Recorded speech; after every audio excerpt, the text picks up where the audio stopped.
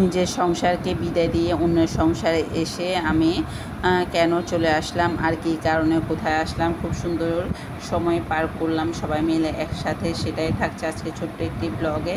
আসসালামু আলাইকুম, কেমন আছেন সবাই? আশা করি সবাই অনেক ভালো আছেন। আলহামদুলিল্লাহ আমরাও ভালো আছি। ভালো থাকার তো কথা, তাই না? ঘুরতে আসলে কার না ভালো লাগে, সবারই মন ভালো হয়ে যায়, সেই ক্ষেত্রে কিন্তু আমি তার ব্যতিক্রম নয়।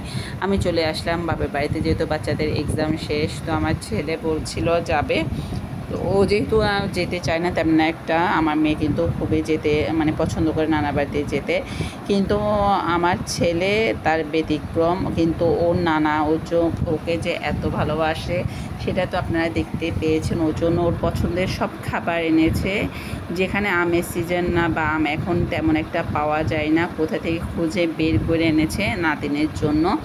বলে না, আসল মায়ের চেয়ে নাকি সুদের মায়া অনেক বেশি, সেই ক্ষেত্রে আমার আব্বা সেটাই প্রমাণ করে দিল। তো এখানে যতবার বাইরে গিয়েছি ততবার নাতিনের জন্য জিনিসপত্র এনেছে, কেননা উনি কিন্তু একদম অসুস্থ বেশি, তারপরেও কারোর জন্য কিছু আনে না, নাতিন যেটা পছন্দ করে সেটার কথা চিন্তা করে এই কাজটি করে। আমার হাতে সবাই বলেছে যে ভালোবাসা যেন প্রত্যেক ঘরে ঘরে থাকে, সবাই যেন সবাইকে ভালোবাসতে পারে, সেটাই দোয়া করে। এদিকে কিন্তু আজকে ফ্রাইডে তো স্পেশাল বিরিয়ানি আজকে সব রান্না করেছিলাম, তখন এটা একটু নরম হয়ে গেছিল, তারপরে খেতে আলহামদুলিল্লাহ ভালো ছিল, কিন্তু নরম হয়ে যাওয়াতে আসলে আমি আন্দাজটা বুঝিনি, এটা যেহেতু ভাতের চালে করেছিল, আমরা আসলে ভাতের চালে বা মোটা চালে দেখে আমার যেন কেন যেন হাসি পায়, এত ব্যস্ত হলে মোটা চালে দিয়ে করেছি।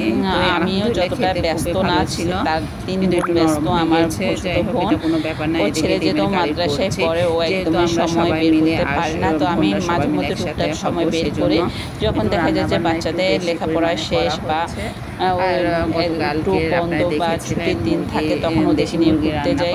প্রায় সময় দেখা যায় যে আমি নিজের কাজ থাকলে আমি নিজে একা চলে যাই, বাচ্চারা বড় হয়েছে, সবাই নিজেরাই ঘুরতে পারে। অনেকদিন পর সবাই একসাথে দেখা, এখানে বিকেলের দিকে আমার খালামণিরা সবাই এসেছে, তো সবাই মিলে খুব জম্পেশ আড্ডা দিলাম, সেটা নেক্সট ভিডিওতে শেয়ার করবো কীভাবে দিনটা পার করলাম। যেহেতু ফ্রাইডে, তো আজকে দেখতে পাচ্ছেন মজার রান্না করেছি, আর এখানে ডিমের কারিটা খুবই মজা হয়েছিল আলহামদুলিল্লাহ। এখানে আমি সম্পূর্ণ দুধ দিয়ে ডিমের কারিটা করেছি, বা ডিমের কোরমা যে যেটাই বলুক না কেন। তো এখানে দেখতে পাচ্ছেন আমার মাংসটা যখন সিদ্ধ হয়ে যায়, আমি কিন্তু প্রেশার কুকারে সিদ্ধ করেছি। তো আজকে বিরিয়ানি রান্না দিয়ে আজকে ব্লগটি শেষ করব। কেমন হয়েছে আজকে ব্লগটি সবাই অবশ্যই কমেন্টে জানাবেন।